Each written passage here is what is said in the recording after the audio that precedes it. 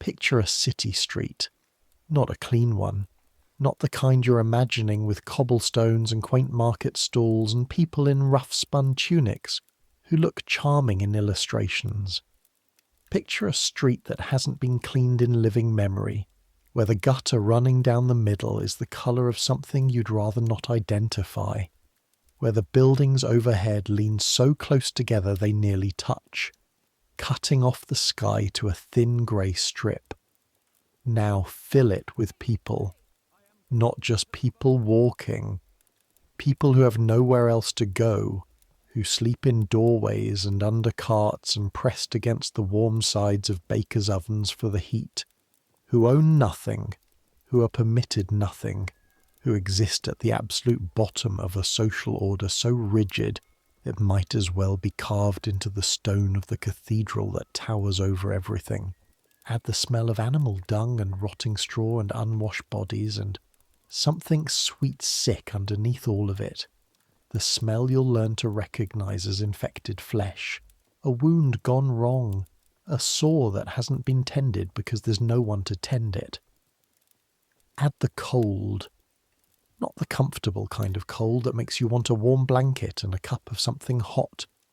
Medieval cold, the kind that gets into your bones before you finish the thought of standing up, the kind that has killed 3 people on this street already this winter, and nobody's counting anymore.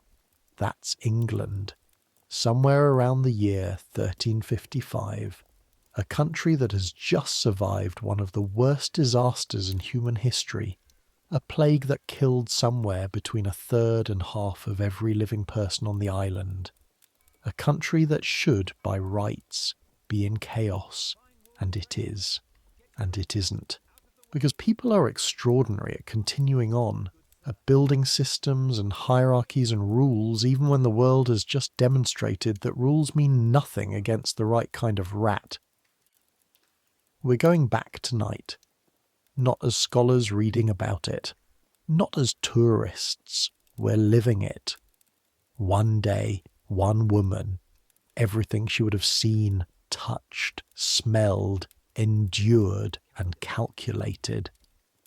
I make these history sleep stories and I genuinely don't know whether any of you have fallen asleep or whether you're just people who find extreme medieval poverty deeply soothing at 11 at night. Either way, I'm not judging. Get comfortable. Here we go. Your eyes open to darkness. Not the darkness of a room with curtains drawn, not the pleasant dark of a house with walls and a door that closes. This is the darkness of a doorway, stone at your back, stone under you, through the thin layer of straw you arranged last night before the cold made your fingers stop working properly. The doorway belongs to a tanner's workshop on a street called Gropecunter Lane, which is a real name that a real street had in medieval London, and you've stopped finding it funny about 6 months ago because nothing about this street is funny anymore. The darkness is absolute for a moment, the way it always is before your eyes adjust. Half a second where you've forgotten, where you're just a body waking up in the cold without context. Then it hits you. The smell is not one smell, it never is. Leather and urine and the particular sourness of the tanning vats inside the workshop at your back. The ones where hides soak in solutions made partly from dog dung that children collect from the streets for a penny a bucket.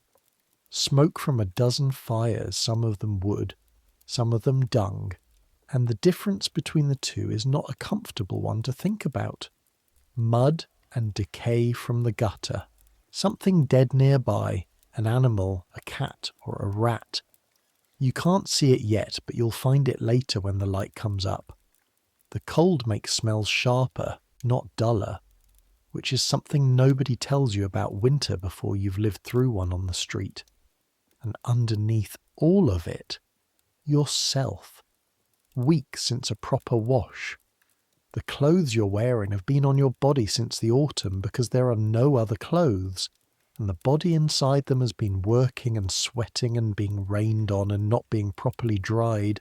and the result is a particular animal warmth that you've learned to be grateful for, even as you've stopped being able to smell it yourself, because you've been inside it too long. Welcome to England, the year 1355, the Plantagenet reign of Edward III.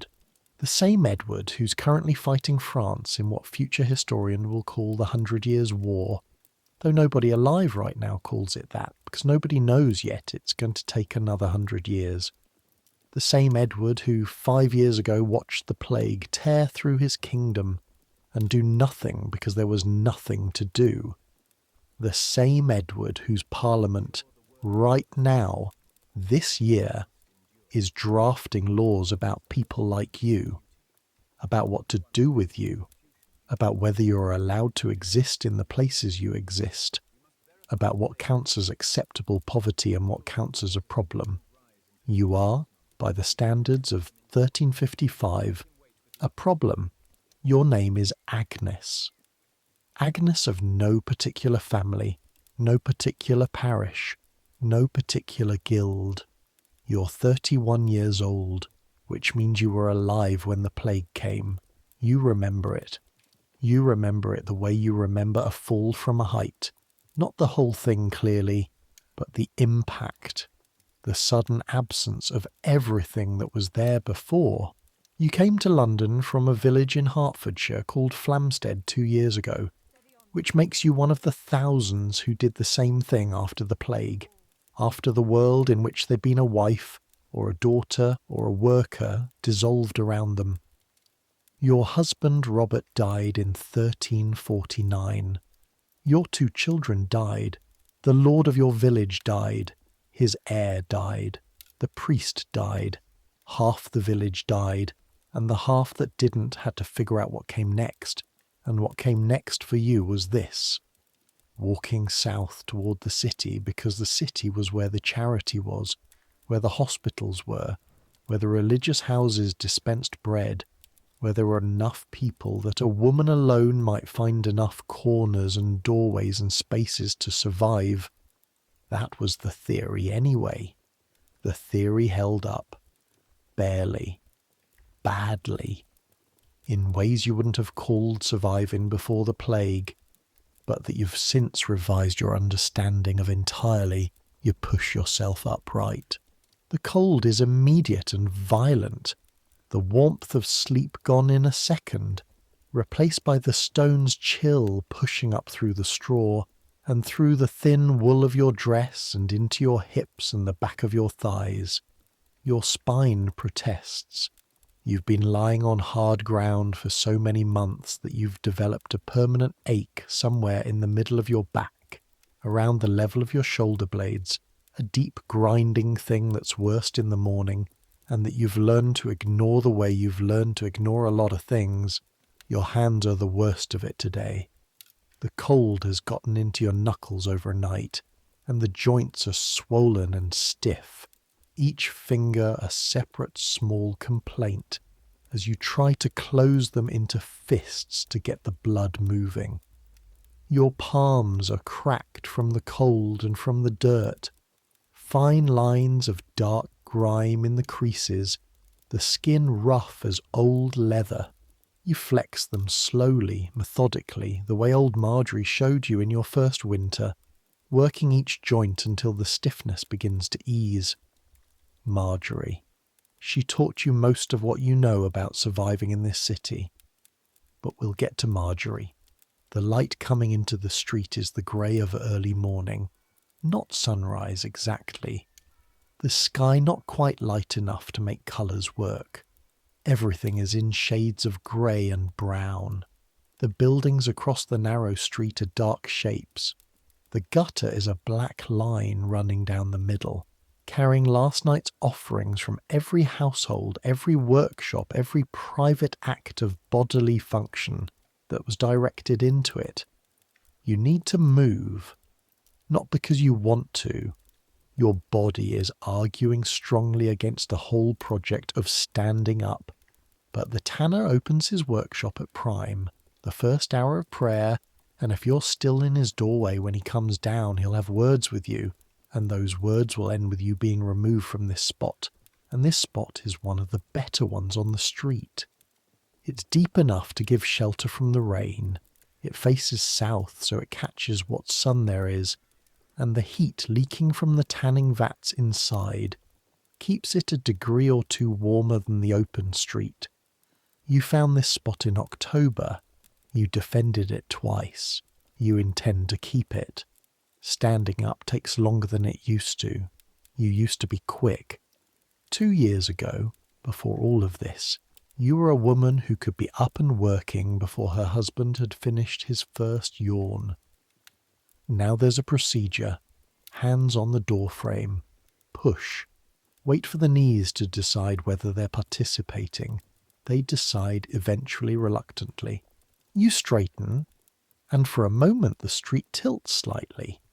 The morning dizziness that comes from not having eaten enough yesterday, or the day before, or the day before that in any real sense, and you put your hand on the stone until it passes.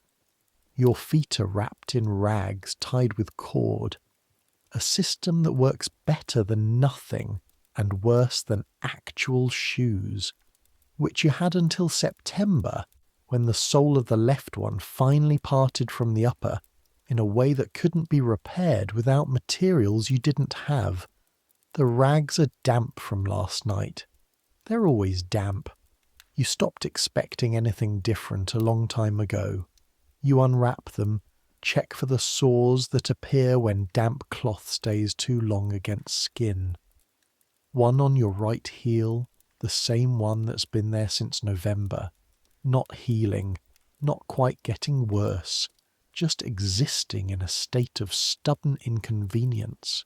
You press on it lightly, a hiss through your teeth, and then rewrap everything tighter than before.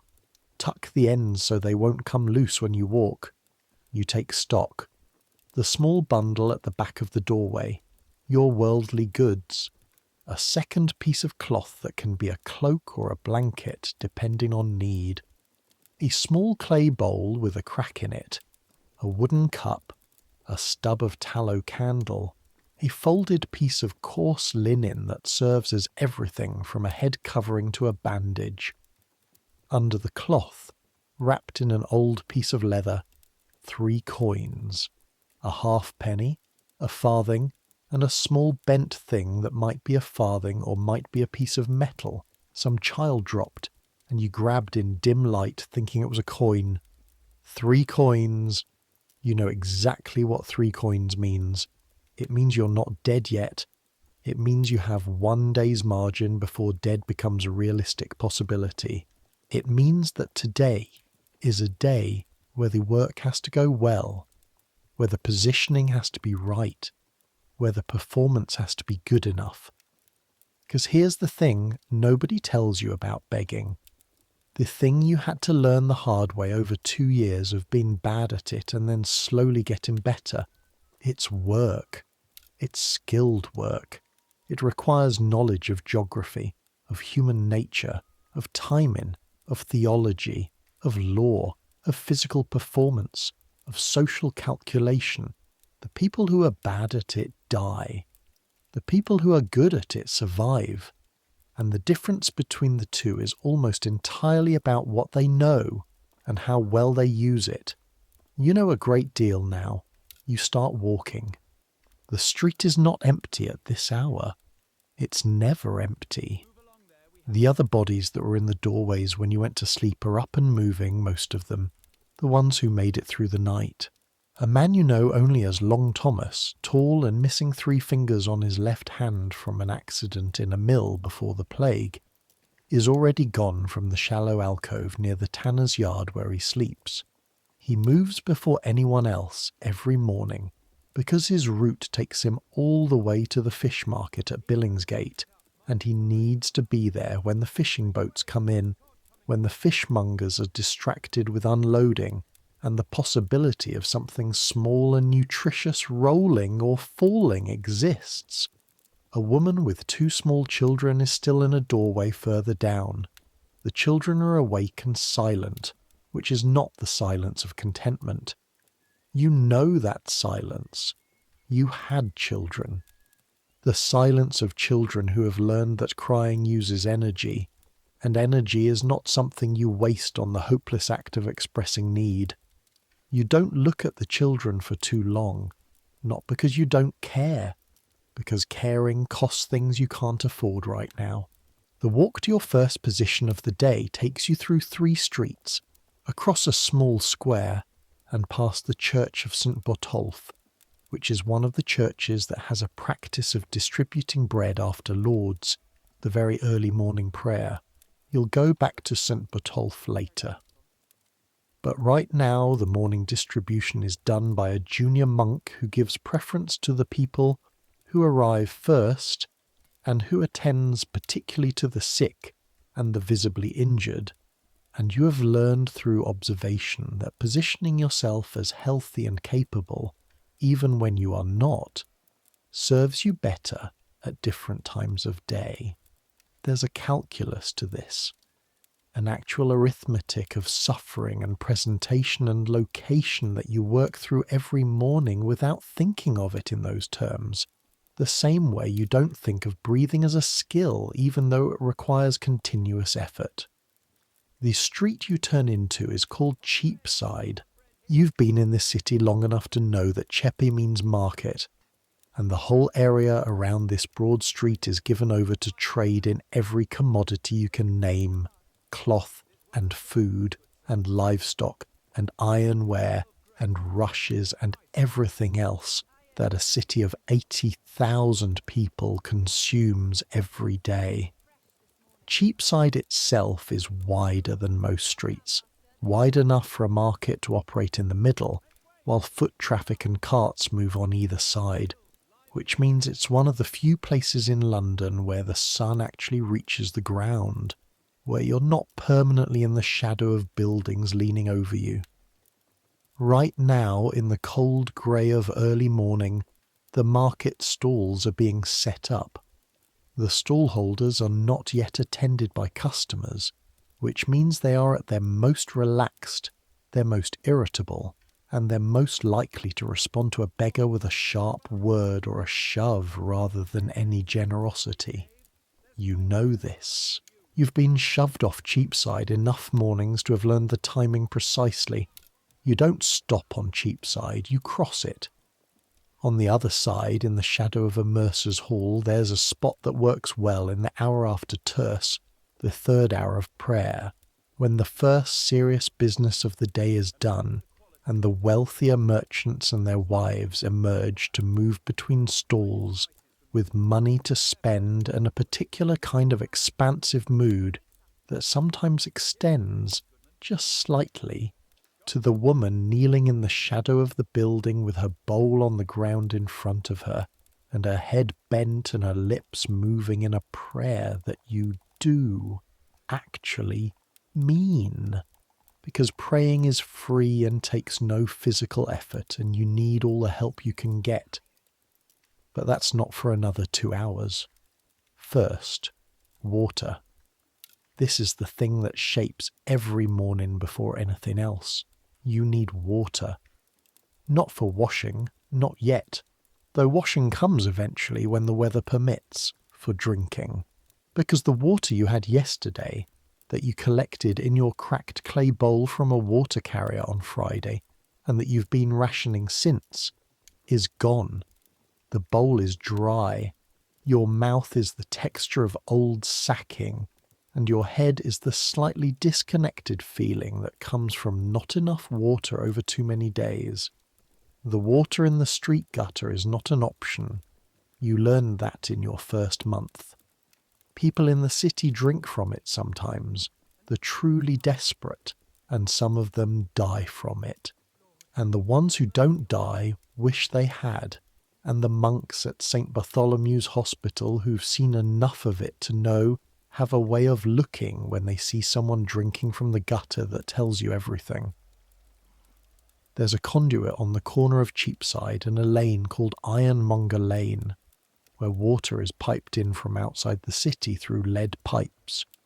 A piece of engineering so astonishing that you still stop and think about it, sometimes even now. The water runs into a stone basin and people collect it in buckets and jugs, And if you arrive before the morning rush, you can fill your bowl and drink your fill, and there's no charge. It's a civic thing, maintained by the city, and the only requirement is that you queue and don't take more than your share. The queue is already 6 people long when you get there. You take your place at the back. In front of you, a dairymaid with a large wooden bucket, half asleep, her cap on crooked. A pair of apprentices from somewhere, rough-housing, young enough that the cold hasn't reached them yet, still at the age where cold is an adventure. A woman you recognise as a midwife who lives nearby, already dressed and purposeful, who looks at you with the neutral expression of someone who has decided not to have feelings about your presence before she's had her breakfast. You wait. Waiting is a skill. Passive waiting is not the same as being present. While you wait, you're watching the street. You're noting who's out early, who's moving with purpose, who's looking around.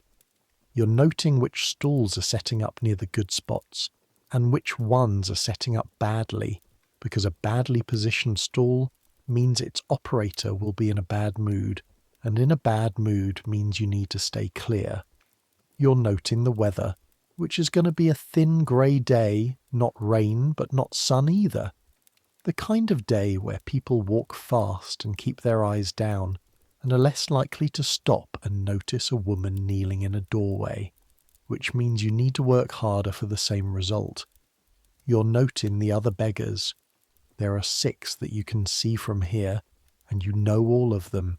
Old Peter, who's been on Cheapside since before the plague, and has the prime position near the cross, which you would never take, because old Peter has an arrangement with 2 of the nearby stall holders, and has connections to the parish of St. Mary le Bow that make him effectively untouchable. And also he is 70 years old and missing both legs from the knee down, and nobody with a conscience is going to take his spot. Beside him, not his spot but his shadow, a young man called Will who may or may not be actually blind, the jury is still out on that, who attaches himself to Peter's visible misfortune the way a smaller fish attaches itself to something larger. On the far side, near the cloth stalls, a woman called Joan, who came to the city from Norfolk, and who holds a grudge about a spot near a church that you occupied before her, and that she considers hers, and that you consider a matter of historical record going the other way, and the 2 of you have a careful, cold relationship based on mutual acknowledgement that open conflict serves neither of you, but that doesn't mean the conflict isn't there. And Marjorie is at the water conduit before you, apparently, because by the time you reach the front of the queue, she's already gone, a wet ring on the stone rim of the basin, the only evidence she was there. You fill your bowl, drink directly from it, fill it again, drink that, fill it once more, and carry it carefully in both hands back the way you came. The water is cold enough to ache in your back teeth. It is the best thing you have tasted in 3 days. Now, work. The word that forms in your head when you think about what comes next is not performance, not pretense, not deception. The word is work, because that is what it is. Because the alternative narrative, the one where begging is simply holding out your hand and waiting for charity, is wrong in every particular. And the reason it's wrong is the reason you're still alive when a significant number of the people you met in your first year in London are not. Here is what you know. You know, with the precision of someone who has experimented and failed and experimented again, exactly which locations in a 5-street radius yield what under which conditions.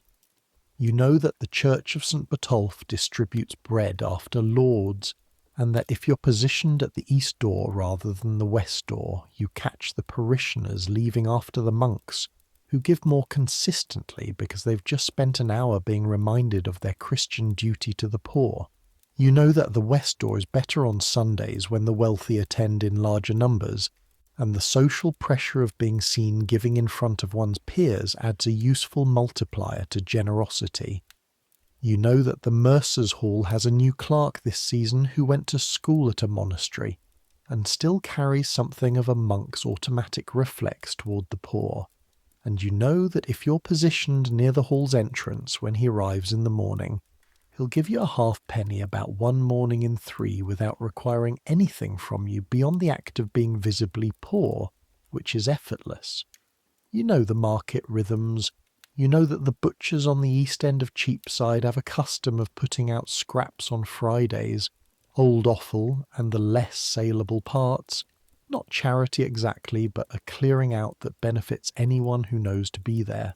You know that there's a spice merchant 2 streets away who had a daughter who died of fever last summer, and who since then has a particular difficulty saying no to any woman, roughly her daughter's age, which you are not exactly, but close enough with your hood up. You know this not because someone told you, but because you watched him for a week, noticing the way his face changed, and then you tried it, and it worked, and you felt absolutely nothing about using it, because the choice between feeling bad about a dead girl's father's grief and not eating today is not a difficult choice. You know things about theology. This is more important than it sounds. The Christian doctrine of charity is not simply give to the poor because it's nice. It is give to the poor because it saves your soul.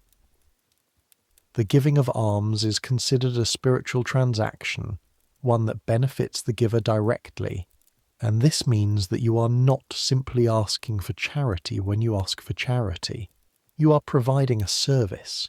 You are giving the wealthy merchant or the prosperous tradesman the opportunity to perform an act of piety that will, according to the theology, they believe with the same certainty you believe the sun rises in the east, literally improve their standing with God and reduce their time in purgatory. You are offering salvation for a halfpenny. When Marjorie explained this to you, in your first winter, sitting in a doorway eating a piece of bread that the distribution at St. Botolph had given each of you, you started to laugh and then stopped because it wasn't funny. It was just true. They need us, Marjorie said. She had a way of saying true things without drama. Rich man can't get to heaven without giving away his money, but he can't give it away without someone to give it to. That's us. We're not burden, Agnes. We're the door. You thought about that for a long time. You still think about it. Not because it makes the cold better, or the hunger easier, or the sore on your heel less real, but because understanding the actual structure of a situation is different from understanding the story you've been told about it. And the story you'd been told about beggars before you became one was that they were failures, problems, the bottom of the social order, people to be pitied and managed and occasionally prosecuted. The actual structure is more complicated. Marjorie is 60 years old and had been on these streets for 20 years. She arrived in London as a widow like you, though her husband died not of plague, but of a fall from the scaffolding of a building he was working on, which is how a significant percentage of medieval construction deaths happen, and it's not commemorated anywhere except in the absence of a man and the sudden existence of a woman alone. She knows every street, every church, every charitable institution, every sympathetic face, every dangerous corner in the city the way you know your own hands, which is to say imperfectly but intimately. She knows the laws about vagrancy and the ways around them. She knows which beadles can be reasoned with and which ones can't. She knows which churchmen are genuine in their charity, and which ones are performing it for an audience, and which ones are dangerous in ways that have nothing to do with poverty. She taught you because she needed someone, not sentimentally, practically. Because there are things that are easier with two, and because she saw you in your first week making every mistake in the collection of mistakes available to a woman who's just arrived in London with no money and no connections and no map, and she calculated that teaching you was cheaper than watching you die and having to find someone else next winter. That's the other thing nobody tells you about the very poor. The economics of mutual aid. The elaborate, unwritten, constantly renegotiated network of obligation and reciprocity that operates below the threshold of anything the church or the law or the wealthy ever see. Who owes who a meal? Who has a debt from last winter when someone shared a doorway? Who's owed a warning about the beadle on Cornhill who's been given new powers under the latest parliamentary edict? Who trades information for bread and bread for information and everything for the fundamental irreducible currency of survival? You owe Marjorie. You will owe Marjorie until one of you dies. Probably. And the weight of that debt is something you carry without complaint, because the alternative was dying in November 1353, and you prefer this, despite everything. You're walking now with purpose, your bowl tucked under your arm, your back hurting, your feet telling you a detailed and unwelcome story about the rags wrapped around them. The street is getting busier as the light improves.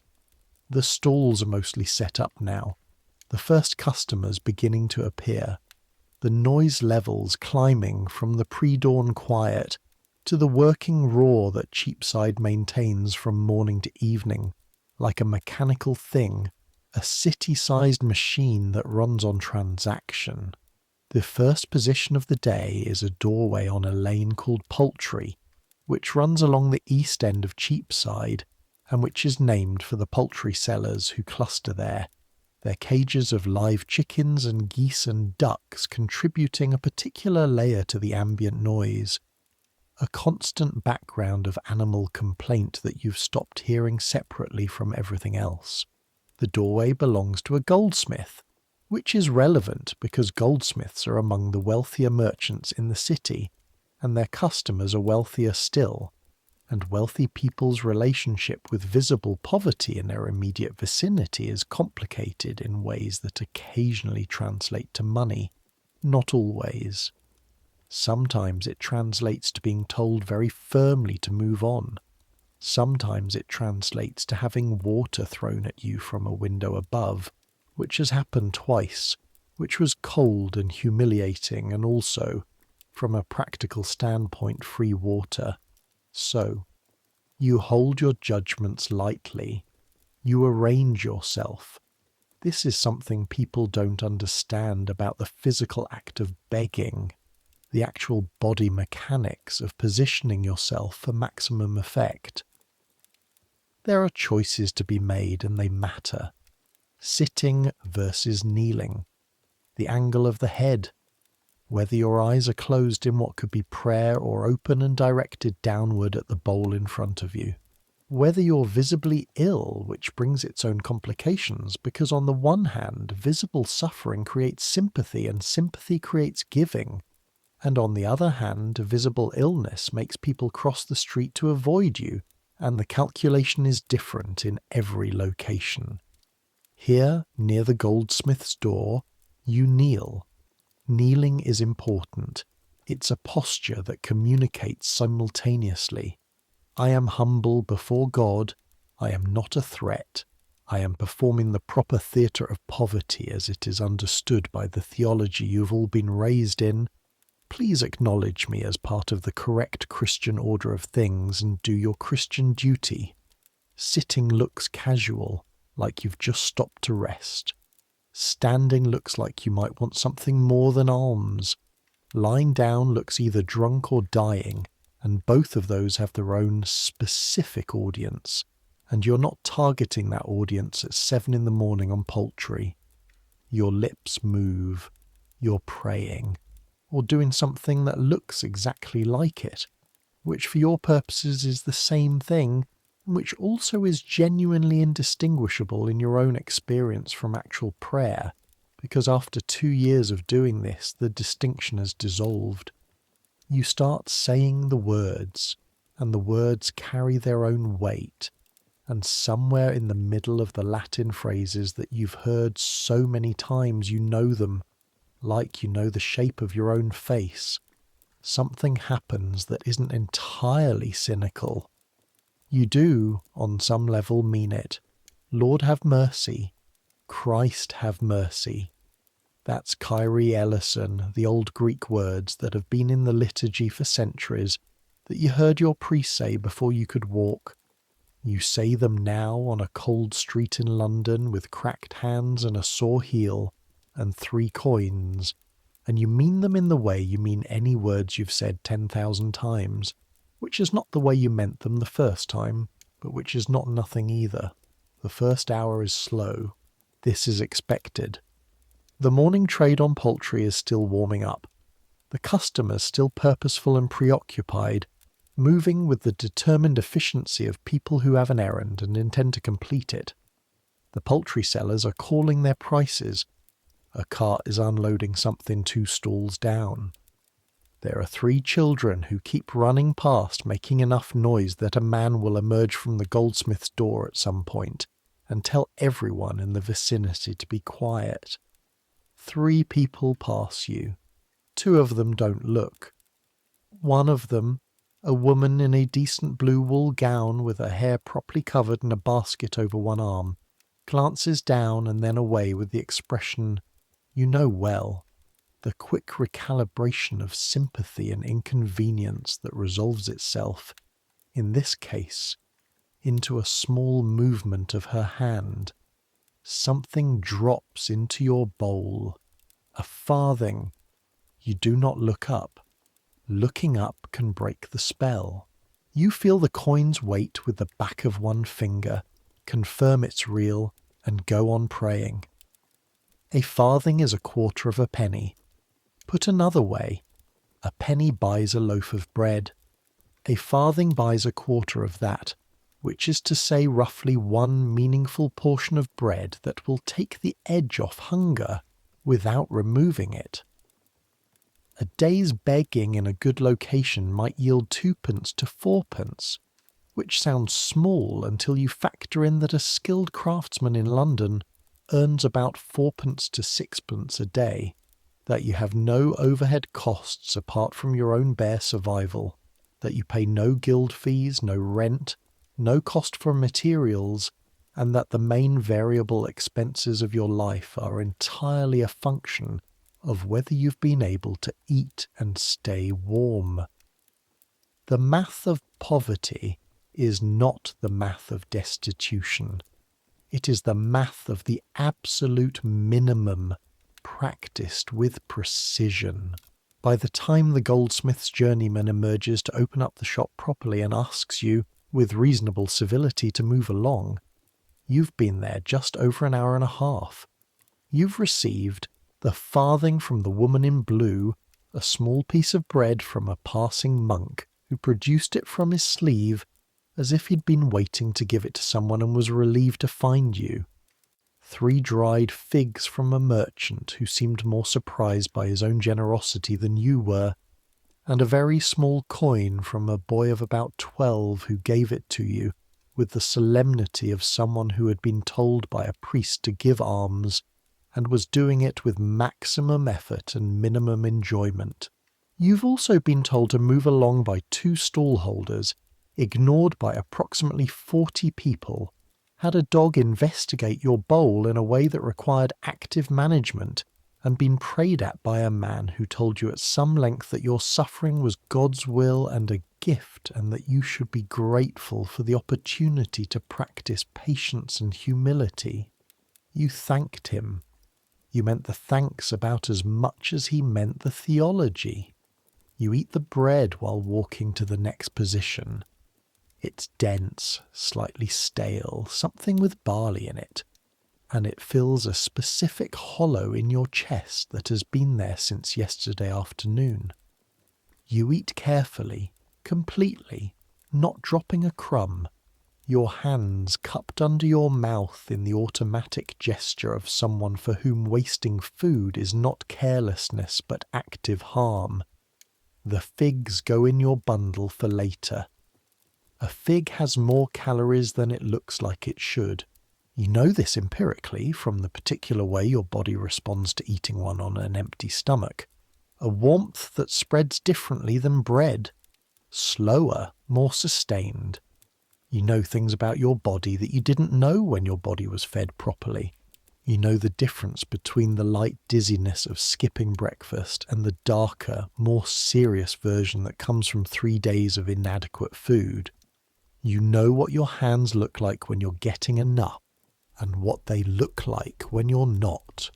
The particular way the skin loses something, a kind of quality, a responsiveness that returns when you've eaten well for a few days. You know, the exact feel of the sore on your heel on a bad day versus a good day, and what the difference means about the progress of the wound. You know your body with the intimacy of someone who lives in it very closely, without the buffer of comfort or distraction, present in it at every moment, because the moment you stop paying attention is the moment something goes wrong. The second position is at St. Mary Le Beau.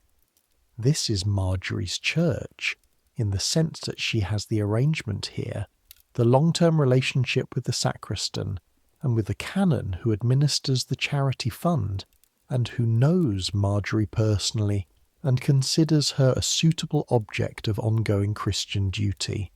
The arrangement is that Marjorie gets a penny from the parish fund on Wednesdays and Saturdays, which is not charity exactly.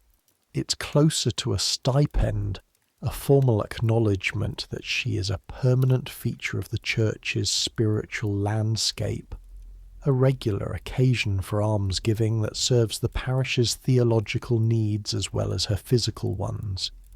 You don't have this arrangement. Marjorie does. But you have the secondary arrangement, which is that on the days when Marjorie isn't working this door herself, she permits you to take the position, and you split whatever you make, 60 for you, 40 for her, which reflects the value of the location relative to effort since she established it and you didn't. You pay this without complaint. It's fair. It's the fare of a system that was established by someone with more leverage than you, which means it could be fairer, but it's also the fare of someone who's alive because of that person's knowledge, and those two kinds of fare add up to something you can live with. Today is Tuesday. Marjorie is not here. You take the spot. The steps of St. Mary Le Beau are stone, and they're cold through your rags, but they're higher than street level, which is meaningful for 2 reasons. 1, you can see the street more clearly, which means more warning when the beadle comes through, and 2, the height makes you slightly more visible to people crossing the churchyard, which is the opposite of being invisible in an alley and instead a different kind of visibility. The sanctioned kind, the woman praying on church steps kind, which the medieval mind reads not as a problem to be managed, but as a piece of the expected landscape of Christian social order. Beggars on church steps are not anomalies, they are features. The church bells of St. Mary Le Beau ring out terse, and the sound is enormous from this close, a physical thing that enters through your chest rather than your ears, a vibration you feel in your sternum and your teeth. These are the Bow bells, the ones that legend says ring so loud you can hear them 9 miles away on a clear day. You believed the legend the first time you heard them, and you've never had reason to change your mind. The story is that a boy named Dick Whittington heard the Bow bells in his future, and they called him back to London to become mayor. That story is told in your time, though not exactly as posterity will tell it, and you've heard it from a number of people with the fond credulity of stories that feel true even when they aren't quite. The Bow bells are already famous. They'll still be famous 700 years from now. There's something strange about sitting beneath them in 1355, knowing they'll outlast everything you can see from here. Not that you know that. You don't know that. You just hear them ring and wait for the morning congregation to emerge. The congregation comes out and two things happen. The first is expected. Some of them look at you on the steps, and some of those looking ones give something, and some of the giving ones give the rote automatic gift of the genuinely pious, who have set aside a small portion of their coin for alms, giving the way they've set aside time for prayer, and some give with the self-conscious, visible generosity of the wealthy, who are doing it publicly and want to be seen, and some give suddenly and unexpectedly with an expression of personal feeling that you've learned means they've just remembered someone or something that makes your presence suddenly personal rather than general. All of those are fine. All of those go in the bowl. The second thing is not expected, or rather, it's not expected this morning specifically, because it has happened before, and you know it can happen again. A woman stops in front of you. She's perhaps 40 years old, in good cloth, a wife of someone with money, a merchant's wife probably given the way she's dressed for business rather than display. She has a straight gaze and she's looking at your face, not at the bowl, not at your hands, at your face, in the way that's either going to resolve into a donation or a problem.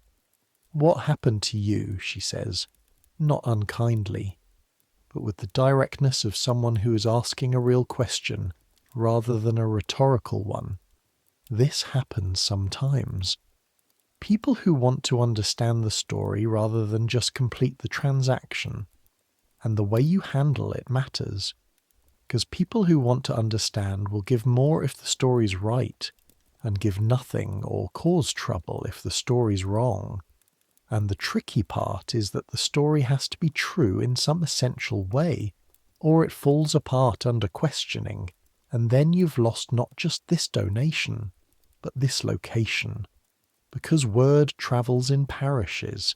My husband died in the plague, you say, and my children. This is true. You say it with the flatness that comes from having said it too many times for it to carry its full weight, but you're aware as you say it that the flatness itself is convincing, because people who have genuinely suffered speak differently than people who are performing suffering. The genuine version has been worn smooth by repetition, like stone in a river, and that smoothness is somehow more convincing than dramatic presentation. The woman looks at you for another moment. "Where are you from?" "Flamstead, in Hertfordshire." "Long walk?" "Yes." She opens the small purse at her belt, not the main one, a secondary one that tells you she has thought about this, has a system, and you are not the first person on whom the system has been applied this morning. From it she takes a penny, a whole penny. You look at it in your bowl with the practiced expression of someone receiving charity graciously, which is a specific expression that falls between too much gratitude, which embarrasses the giver and can feel manipulative, and too little, which insults the gift. You've worked on this expression for a long time. It is the expression of someone who is genuinely helped without being saved, which is the state you're actually in, so it's not dishonest. God save you, you say, and you. She moves on. You sit with the weight of the penny for a moment before continuing your litany. A penny. Today is already better than yesterday. The arithmetic is working. Marjorie finds you at noon. She moves through the crowd the way she always does, like water through cracks without visible effort, at a pace that looks slow until you try to keep up with it and realize it's actually fast in a way that bypasses obstacles rather than navigating them. She's wearing her grey wool, the better piece that she saves for working days as opposed to the worse piece she sleeps in, and she has her stick, the one with the iron ferrule at the bottom that she uses for walking, but also, you've seen, for other purposes when necessary. Marjorie is 5 feet tall and built like something that was intended to last. Her face is the face of a woman who has spent 60 years outdoors, in a city that produces a particular quality of weather, lined in a way that is not about age as much as exposure. The skin of her cheeks and the backs of her hands, the colour and texture of old tallow. Her eyes are the sharp pale blue of people from the north, or possibly the sharp pale blue of someone who has spent 20 years watching everything very carefully. "How's the morning?" she asks without preamble, sitting down beside you on the step with the ease of someone whose joints have given up complaining. 2 pennies, 3 farthings, she considers this. Not bad for Tuesday, you have the bow step. The morning position, the journeyman from the goldsmith moved me on at terse. They always do.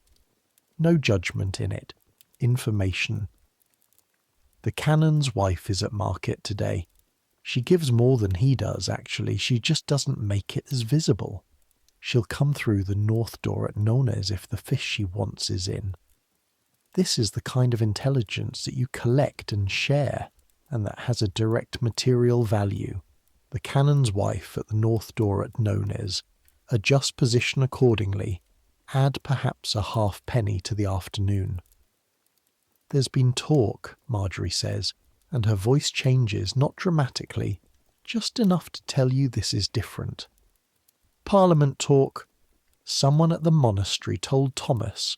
Thomas told Will. Will told me. You wait. New statute. The Beadles are getting authority to move people out of the city parishes, not outside the walls. Further, they're calling it vagrancy, the usual. But there's teeth this time, someone said. Branding. Branding. The word sits on the steps between you like something heavy. Branding is not a new concept in English law regarding the poor and itinerant. There have been statutes before about the able-bodied poor, the distinction between those who cannot work and those who will not, and the punishments proposed for the latter have ranged from whipping to pillorying to, yes, the burning of a mark into flesh. The statute of labourers, passed after the plague, tried to force the surviving workers back to their lord's land at pre-plague wages, tried to stop the movement of people that the plague had made suddenly possible, tried to put the genie of labour mobility back in the bottle. It didn't entirely work. People moved anyway. The law could only be enforced where someone was present to enforce it, and England is large and the number of Beadles is not.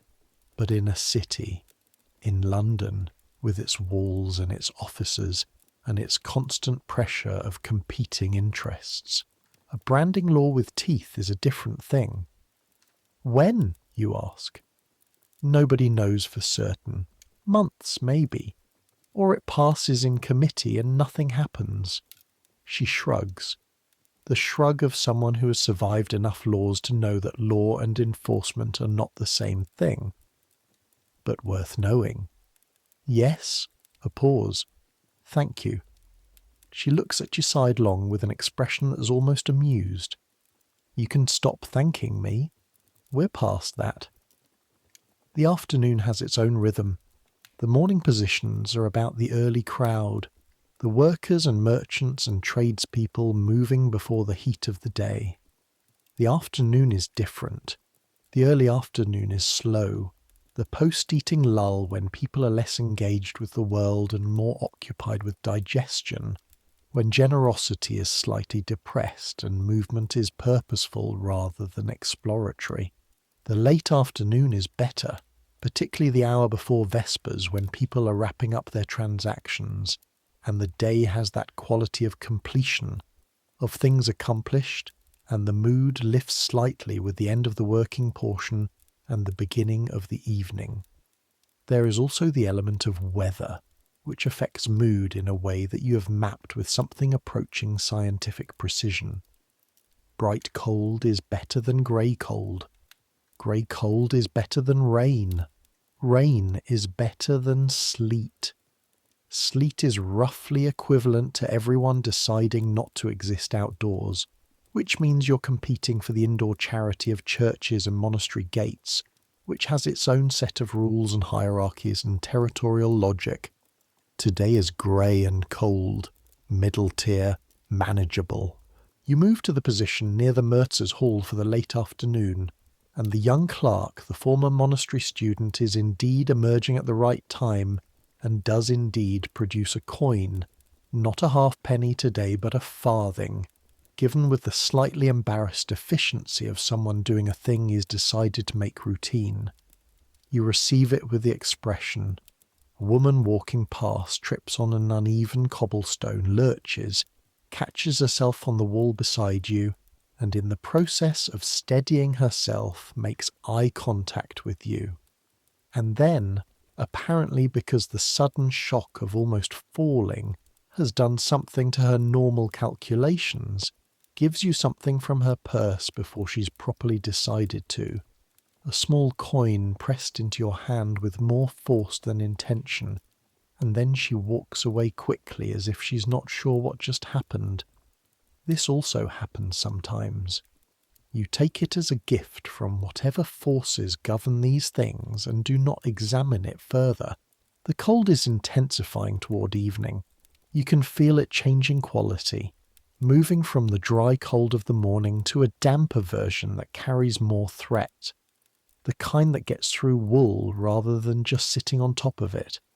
Your back has moved from ache to the sharper version that requires conscious breathing management. You shift your weight on your knees. Kneeling for hours is something your body has adapted to, but adapted to does not mean comfortable. There's a specific wear pattern on the bone of your kneecap, not painful unless you press on it. And you've noticed in the last few weeks a swelling that wasn't there before. Not alarming, but worth monitoring. The kind of thing you note the way you note everything, adding it to the ongoing inventory of your body's complaints and their relative urgency. Your inventory, as of this afternoon, heel sore, status quo. Left knee, new development, watch and wait. Both hands, cracked skin, functional, painful in cold, manageable with careful movement, back chronic. Head, slight pressure behind the eyes that is probably dehydration, and is definitely not the other thing you sometimes worry it is, the fever thing, the thing that took Robert, the thing that took your children, the thing you refuse to give too much attention to because the attention itself feels like inviting it. You drink from your bowl. The water is cold and helps with the head. Vesper's bell. Time to move. The evening has its own geography. The day's begging positions are not the evening's positions because the people are different. The merchants have largely gone home. The evening crowd on Cheapside is more mixed. The workers heading back from their trades, some of them stopping at taverns, the city transitioning from commerce to other modes. You walk to St. Botolph's for the evening distribution. The line is long. It's always long in winter. You join it at the back, which is where you belong today because there are people here who've been waiting longer, who have greater claim to first service. And you respect this the way you respect Marjorie's 60%, because the logic is the same. You exist in a network, and the network works only as long as people honour its rules. The monk at the door is Brother Thomas, who is not the one who gives you extra. That's Brother Edmund. And Brother Thomas is a man of perfect consistent equity, who gives every person the same piece of bread and the same expression, which is kind in its own way, the kindness of someone who has decided not to make distinctions that would require him to feel more. You take your bread and move away from the door to make room for the next person, the same as everyone does. The unconscious cooperation of people who know the system and value it. The bread is brown and dense and slightly burnt on one side. You eat it in 4 bites. You stand against the wall of the church and let the weight of it settle into you. Good night today. 2 pennies and 5 farthings. That's 2 pennies and an additional quarter. approaching threepence, which is not a wealthy merchant's day, but is a competent begging day, and means you have tomorrow's margin and the beginning of the next day's, and the small clay bowl feels slightly less like holding your breath. You think, briefly, about the 3 coins in your bundle, the margin. Survival has margins. The people who think poverty is one state, undifferentiated, have never been poor. There are gradations. There is the poverty of having enough to be stable, to maintain, to have 2 days ahead of you at any given moment. There is the poverty of 1 day ahead, which is where you are most of the time, which requires more precise management but is not yet desperate. There is the poverty of no days ahead, which is where some of the people in the gin cellars and the riverbank hovels are, and which has a specific quality of decision-making that you've observed from outside and never want to occupy. You got close once, in your 2nd winter, when you were sick for 3 weeks, with a chest thing that made walking difficult and begging impossible, and you went through your margin, and then through what Marjorie gave you out of the 60% arrangement, and then to the monastery gate on your knees with actual desperation, rather than performed poverty, and Brother Edmund took 1 look at you and gave you bread every day for 3 weeks, without asking for anything except that you stay within calling distance of the gate in case you fell over. You told him this later when you'd recovered enough to be embarrassed about it. You weren't the worst we've seen, he said, with a dry gentleness that you've thought about often since. It's dark now. Properly dark.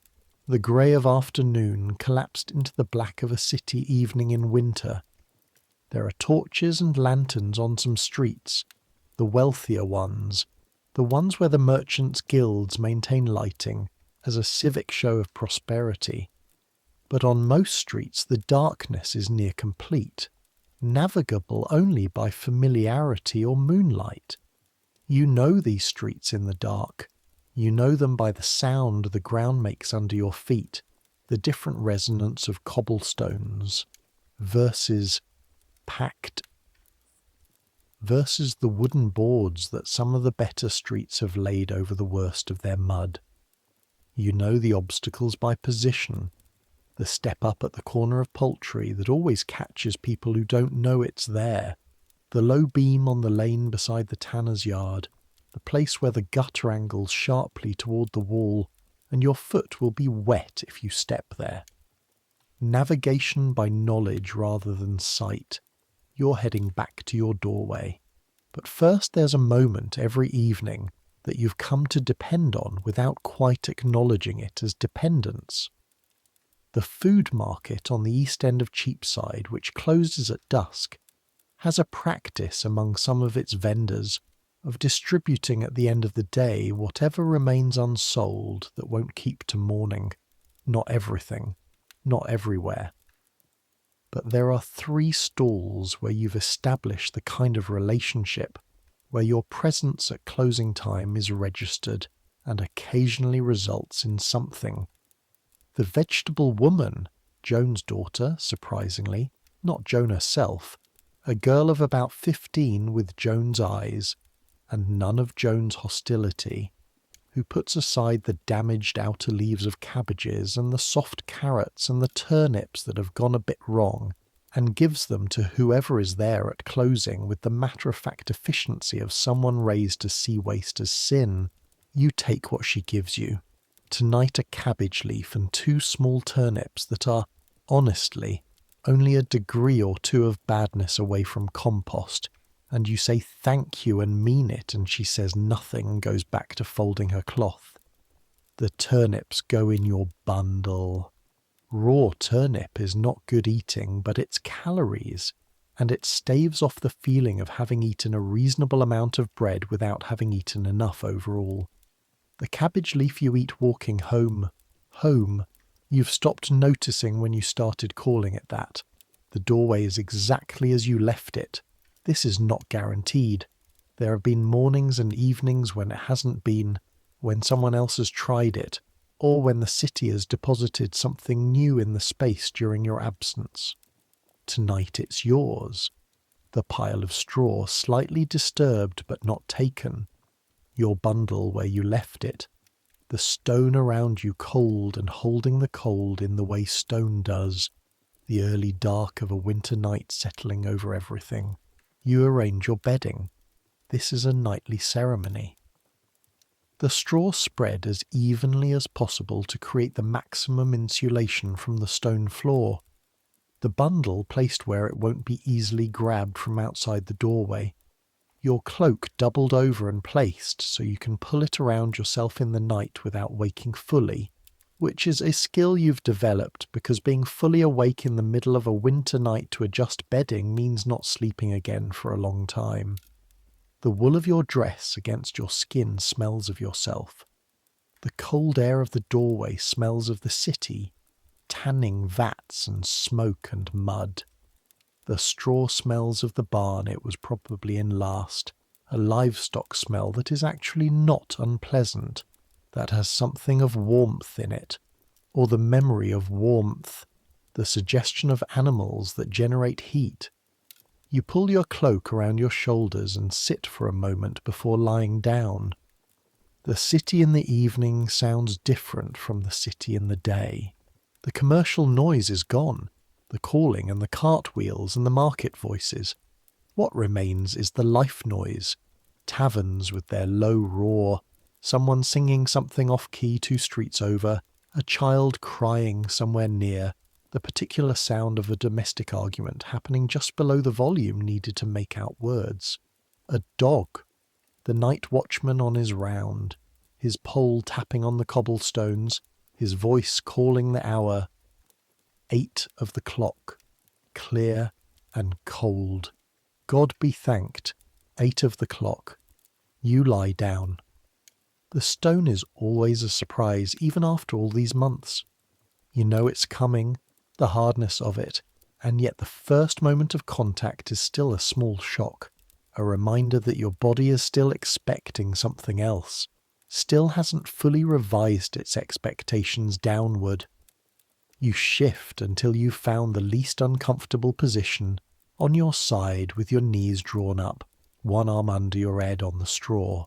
The cold is held at bay by the wool and the cloak and the warmth your own body generates, and the slight warmth of the tanning vats seeping through the stone behind you. Not comfortable, acceptable. You've been colder. You think about the day, not in the way of reflection, not with the deliberate quality of someone reviewing their choices, more the way a body goes over its own condition at the end of a long effort, a kind of involuntary inventory. The sore on your heel, unchanged. The knee, slightly better for being off it for the evening. The back, always the back, grinding low and deep in a way that you've started thinking of as part of your permanent landscape, rather than a complaint to be addressed. The hands thawing now inside the cloak, the crack stinging as the blood returns. 2 pennies and 5 farthings. That's today. Tomorrow you'll be up before the tanner, back to the water conduit before the queue builds, back to the morning positions, back to the calculation and the performance, and the work of being visibly poor in the correct way, in the correct locations at the correct times. But that's tomorrow. Right now there's just this. The straw and the stone and the sounds of a city settling into night around you. The warmth your body makes against the cold. The turnips in your bundle for the morning. You've survived another day. You close your eyes. The church bells are still ringing, distant ones, marking the hour in several directions at once. Different churches in different parts of the city, none of them quite synchronized. A staggered layering of sound that crosses and overlaps and never quite resolves into unison. The city breathes around you. You breathe with it. Sleep takes longer than it should because your mind, despite everything, despite the exhaustion, still has things it wants to examine. Marjorie's news about the vagrancy law, the woman on the church steps who asked what happened to you and gave a whole penny, Brother Thomas with his consistent impersonal kindness, the girl with Joan's eyes who gave you cabbage and turnips without words, the sore on your heel, the 3 coins. Eventually everything slows. The cold is a pressure rather than a discomfort.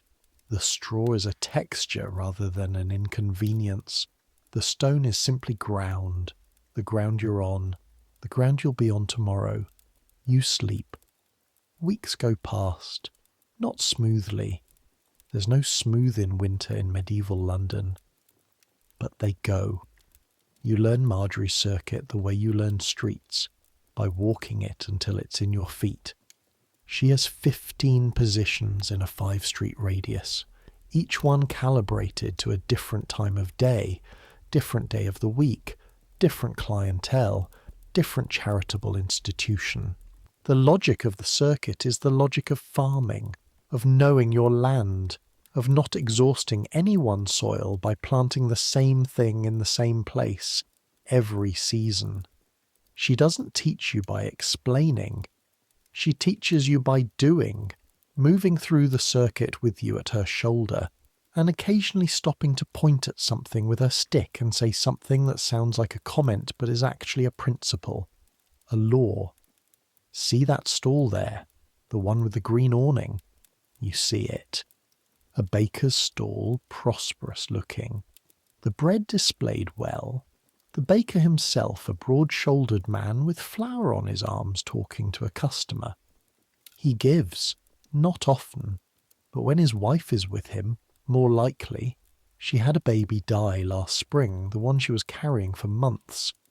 She sees anything small and fragile she gives before she's thought about it. A pause.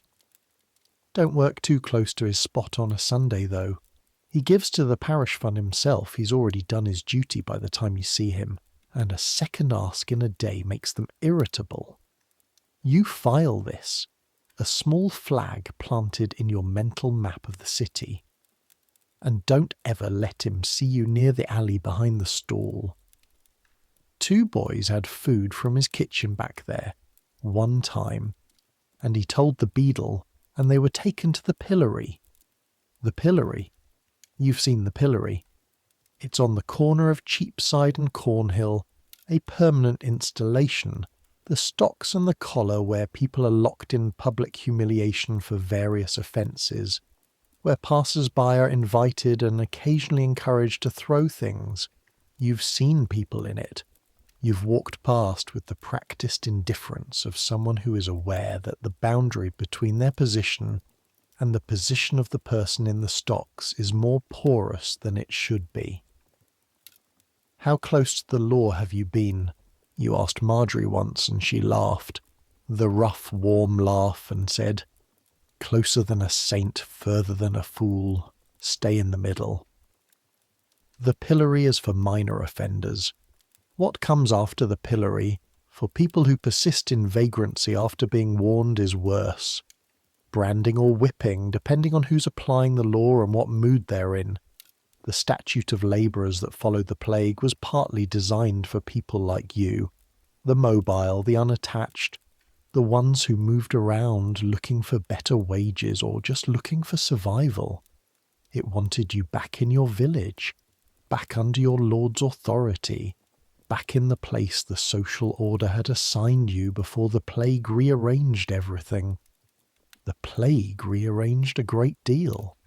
40 to 60% of England's population died between 1348 and 1351. That's a number that exists in history books but doesn't translate well into human reality until you sit with what it means for a village of 200 people to lose 80 to 120 of them in the space of 18 months. The labour market collapsed. Lords couldn't find workers. Workers who survived found they could demand wages 3 times what they'd been paid before, because the alternative was no harvest, no shepherd, no miller, no carpenter, nothing. The statute tried to freeze wages at pre-plague levels, to legally require people to take jobs at pre-plague rates, to stop the movement of labour between parishes. It failed mostly because there was simply no way to enforce it across an entire country that was still burying its dead and trying to figure out which of its institutions had survived and which were operating at half capacity because half their members were gone. But it didn't fail completely, and the people it didn't fail on were, predictably, the people with the least power to resist it. People like you. You are technically in violation of several statutes at any given moment. You are in London rather than in Hertfordshire where you are, theoretically, still a villain of whoever has inherited the manor at Flamstead, assuming anyone has, assuming the legal structure hasn't simply evaporated in the vacuum the plague left. You're not employed in the way the law requires able-bodied poor to be employed. You are receiving charity rather than wages, which puts you in the category of the voluntary poor, which some interpretations of the vagrancy law make criminal. The law contains within itself a theological exception. The genuinely unable, the sick, the disabled, the very old. These are the deserving poor. The category in which Christian charity is most clearly obligated and most legally protected. You are 31 and able-bodied, or able enough, and this is the category of problem the law most wants to solve. Marjorie taught you how to navigate this. The navigation is not complicated, but it requires consistency. You're a widow, she said, in your first winter. That's your entry. Widow of the plague. You had children and lost them. That puts you in the sympathy category. She looked at you with the pale, sharp eyes. That's true, isn't it? Yes. Then it's not performance. It's just information. A pause. The other thing is your hands. They're too good. You looked at your hands. They were cracked and rough, but they were the hands of someone who had worked, who had grown up doing physical labour. Strong hands, functional hands. Too good how? You look like someone who can do things. Someone who can do things. The law says they should be doing things for wages, not begging. You want to look like someone who can't. She thought for a moment. Not sick. Can't be pretend sick, or they'll take you to the hospital and then you're in a different problem. But limited. Hold the right hand wrong, like it doesn't close all the way. You practiced holding your right hand wrong. After 2 weeks of doing it, it actually started to feel slightly wrong, a faint stiffness in the last 2 fingers as if something had been improperly healed. You held your hand the new way for so long that you had to consciously remember, some mornings, to use it normally for anything that required 2 good hands. The body learns what you teach it, even when you'd rather it didn't. It's late February when the market day happens, not the ordinary market, not the daily trade of Cheapside, which operates continuously as a fact of city life.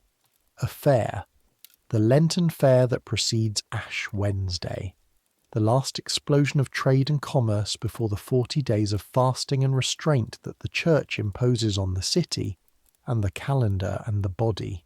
The fair is different from the market in the same way that a river in flood is different from a river in its banks. Same water, same direction, but the scale changes everything. It starts a week before Ash Wednesday, in the space beyond the city walls at Smithfield, which is the great open ground to the northwest of the city, where markets and tournaments and less formal activities have taken place for as long as anyone remembers. You know Smithfield. You've been there in ordinary times when it's a livestock market, when the smell of cattle and pigs and sheep fills the air, and the noise is hooves and bellowing and the sharp voices of traders. The Lenten fair is different. Merchants come from across England and from the continent, from the Low Countries and from France despite the war, from the Italian cities with their trade connections that reach everywhere. They come with goods that don't normally appear in London's daily market. Fine cloth from Flanders, spices that have travelled from places so far away they sound invented, metalwork of a quality that the local smiths can approximate but not equal, books, which are worth more than most people earn in a year, luxury goods of 100 types that remind you there are people in the world for whom survival is not the primary consideration of every day. You know about the fair because everyone knows about the fair. It's one of the few times when the city's appetite for novelty and trade produces enough foot traffic, enough crowd, enough people in a sufficiently varied and distracted state that even a position outside the normal circuit can be productive. It's also one of the few times when the concentration of beggars changes the calculation. Every person on the streets of London who knows anything about the economics of charitable giving knows about the fair. They'll all be there, or a significant number of them, which means the positions at Smithfield will be contested in ways that the ordinary streets aren't. And the positions at Smithfield require different skills from the church door positions, different presentation, different calibration. Marjorie is going. She told you 3 days ago. The cross near the north gate, that's mine. Been mine for 12 years. Anyone else who's taken it while I was sick has had the courtesy to move when I came back. I'm telling you this so you know to stay away from it. I know. The positions along the east fence are good for the opening day, before the crowd knows where it is. After the first morning, people settle into routes and they follow the routes, and anyone who isn't on the route gets less. Opening morning is the time to take a new position. She looked at you with the evaluating look. You're better than you were. This is, you understand, the highest form of compliment Marjorie offers. I want you to try the approach near the Italian merchants. You blinked at her. Italians give to women. There's a theological thing about the Madonna, it's very complicated, but the short version is that Italian merchants, when they're away from home, see a woman in genuine poverty, and something happens in them that doesn't happen with English merchants. You need to be positioned so they pass you on their way in, not on their way out. On the way in, they have money and they want to start the day well. On the way out, they've spent the money and they're tired. You went over it that night in the doorway trying to map the approach to the Italian stalls, which Marjorie described as being in the south quarter of the fair near the drapers. The geometry of it, the timing. The morning of the fair opening you wake before the tanner. Before anyone, it feels like. The street, as quiet as it ever gets. The grey dark of 4 in the morning. You collect your bowl, your cloak, your bundle, and you walk. The walk to Smithfield takes 20 minutes at a good pace, which is the pace you need because the positions go early and the good ones will be taken by the time the light is full. The streets between here and there are mostly empty, mostly dark. The occasional light in a window of a baker's or a chandler's, starting their working day before the city is up. Your footsteps on the cobblestones are the loudest thing, a regular rhythm that keeps you company. The city smells different at 4 in the morning. Less of the accumulated day smell, the cooking and commerce and unwashed crowd. More of the bass notes, stone and mud, and the river somewhere south. The cold iron smell of winter air. You cross the city wall at Aldersgate and Smithfield opens in front of you. Even at 4 in the morning, with the fair not yet officially open, there are already people here. Merchants setting up their stalls, their servants hauling boxes and poles and cloth in the dark. The soft percussion of construction going on across the whole field. torches at intervals giving the scene a theatrical quality, a stage being prepared, the final act of the night before the performance begins. You find your position, not the cross, that's Marjorie's, not the east fence positions, those are already taken by people who got here before you, and you see three faces you recognise and nod to without stopping. The Italian section is south, and on the approach, as Marjorie described, a lane of sorts formed by the alignment of the merchant stalls, where the foreign traders will cluster for language comfort and mutual business. There's a stone bollard at the entrance to this lane, a waymarker that someone has placed, and beside it a space that will be out of the main traffic flow, but visible to anyone entering. You take it. You kneel, bowl in front of you, head bent, lips moving. The cold of Smithfield in February is something the doorway on Gropekantillen has not fully prepared you for.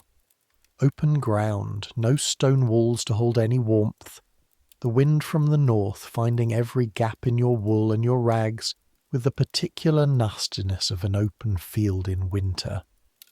Within 20 minutes your knees are telling you things you don't want to hear. You stay. The fair opens with a noise that builds from the background activity to a roar that happens gradually and then suddenly, the way these things do, a threshold crossed and then you're inside the sound of several thousand people arriving at once. Smithfield fills. The merchant stalls open. The crowd, which has been waiting outside the field in a patient English queue of several hundred people, begins to flow in through the gates and spread across the ground.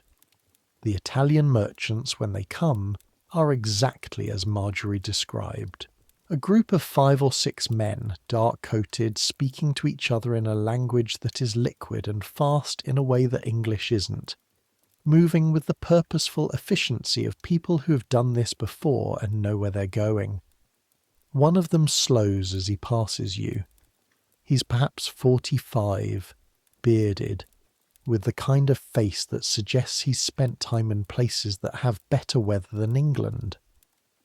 He looks at you for a moment, a direct assessment, and then he reaches into his coat and produces something that he places in your bowl, with more care than the average almsgiving requires, actually placing it rather than dropping it.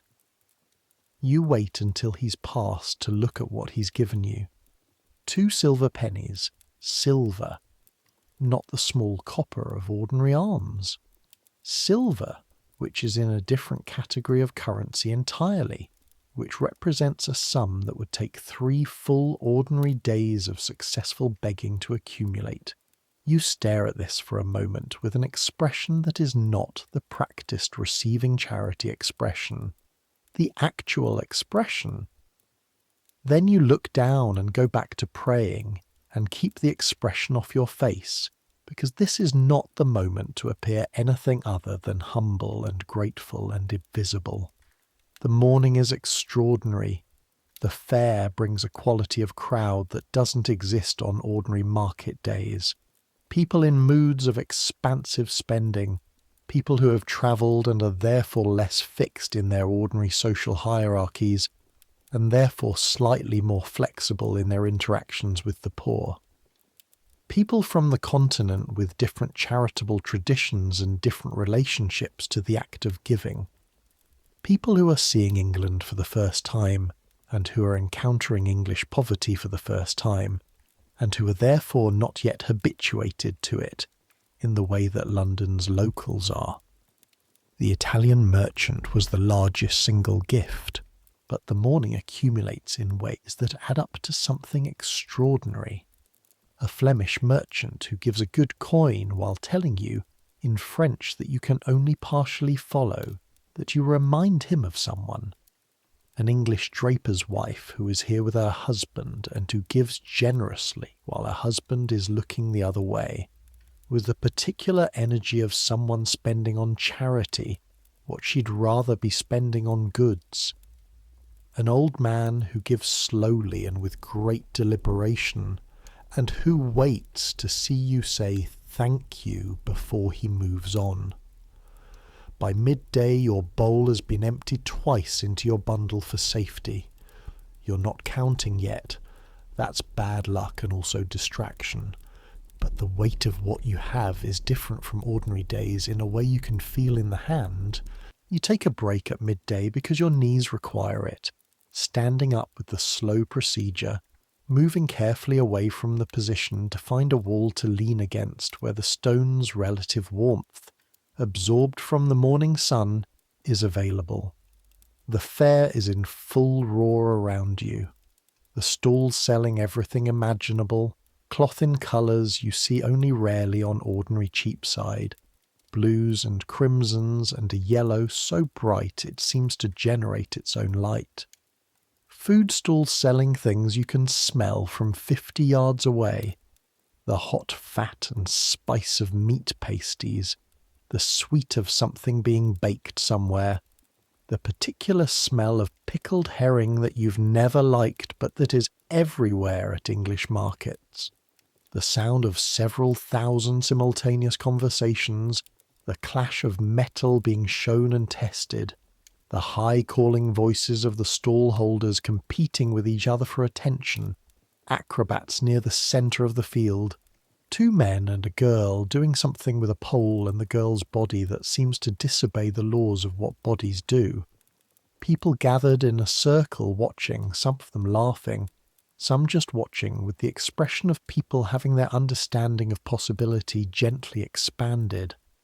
A man selling something from a cart, shouting about it with the rhetorical confidence of someone who doesn't need the truth to be his primary tool, and a crowd around him that has the engaged, slightly too agreeable quality of a crowd being worked.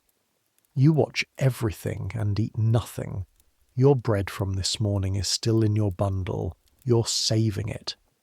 When you return to your position in the afternoon, there's someone there. A boy, maybe 14, with the hollow-cheeked look of someone very hungry and the specific energy of someone who doesn't know the rules. He's not kneeling. He's sitting cross-legged with a cup in front of him, and his posture is wrong in every way that posture can be wrong for this purpose, and he's looking around with the undisguised curiosity of someone who hasn't been doing this long enough to know that visible curiosity is not an attribute of the deserving poor. You stop in front of him. He looks up at you with eyes that are watchful but not hostile, scared, mostly, behind the watchfulness. "That's my spot," you say, not aggressively, just as information. "I didn't know," he says, which is probably true. "Now you do." He doesn't move immediately. You wait. This is also skill, knowing when to wait and when to push and when to call for support that you don't actually have but can imply. The boy is weighing things. You can see it in his face. "I'll move," he says. "I've got nothing anyway." You look at his cup. He's right. It's empty. He's new. Very new. The kind of new that, if nobody intervenes, tends to become dead within a winter. You make a decision that surprises you slightly. "Not here," you say, gesturing at your spot. "This is mine. But the position near the north gate, near the stone cross. Don't take the spot right at the base that belongs to an old woman, and if you're there when she arrives, she'll take your ear off and you'll deserve it. But 6 feet south of the cross, there's a good line of sight from the main path. Try that." He stares at you. "Why are you telling me this?" "Because Marjorie told me," is the honest answer. Because someone gave you information when you needed it, and you owed a debt and debts propagate. They move through networks the way water moves through stone, slowly and inevitably, and in directions the stone didn't choose. "Because I'm telling you," you say. "Go!" He goes. You watch him cross the field toward the north gate with the slightly unsteady gait of someone who hasn't eaten properly in a while. You kneel back down in your spot. The afternoon fare goes on around you. Here is what you know about your own story that the people passing you don't know. You are a competent woman before all of this. Not educated in the way the merchants' wives are educated, not lettered, but competent in the ways that a village woman in 1349 was competent, which is to say in 100 practical things that had names and weight and consequence.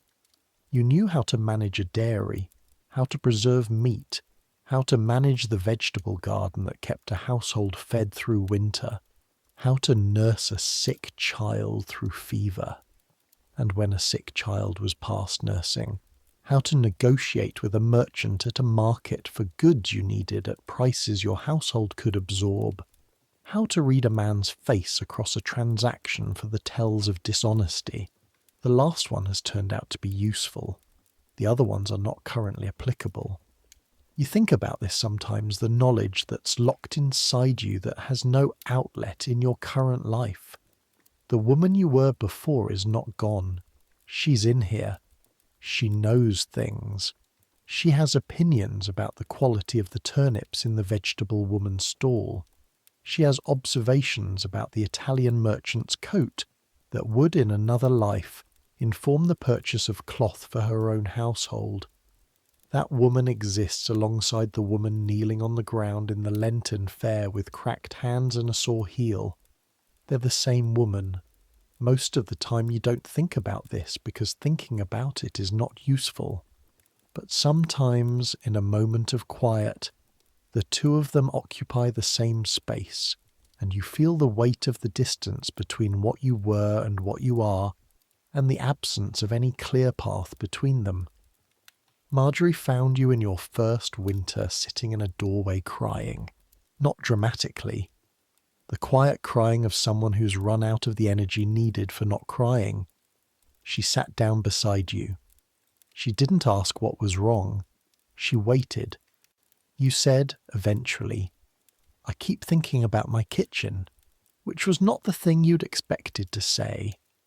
But your kitchen in Flamstead, the stone floor and the smell of the fire, and the specific weight of the pot you lifted every day, had arrived in your head with a completeness that undid you.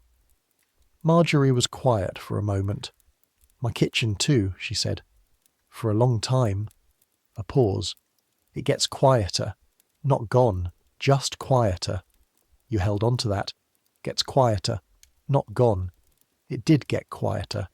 Here's what the evening brings at the end of the fair's opening day. You count finally in the doorway with your back to the tanning vat. A thing you do at the end of exceptional days rather than ordinary ones, when the ordinary arithmetic of counting what you have is replaced by the different kind of accounting that requires a certain privacy and a certain stillness. The Italian merchant's 2 silver pennies. 4 more ordinary pennies from the afternoon, which is double the ordinary day, 6 farthings. 1 small foreign coin that is probably something valuable from somewhere, but that you won't be able to spend until you find someone who can tell you what it is, and that might take weeks or might never happen. So into the bundle it goes as a kind of long-term hope. Just under 7 pence. In one day. You hold this in your mind for a long moment. 7 days of ordinary margin. That's what today has produced. 7 days where the calculation relaxes slightly, where you're not running at the edge of nothing, where a bad morning or a sick day or an unexpected expense doesn't immediately collapse the whole architecture. The thing about this kind of relief is that it doesn't feel like triumph. It feels like being able to breathe fully for the first time in a week, a simple physical release, the body noticing the absence of the tension that it had been holding so long it forgot it was holding it. You sit with this for a moment. 7 days. And then you wrap the coins back in their leather and put them in the bottom of the bundle and lie down in the straw. The bells ring. 9. The night watchman calls the hour. The sounds of the city around you, the roar of the Lenten fair still audible from Smithfield, even from here. already beginning to settle toward the quiet of midnight. You think about the boy you sent to the north gate.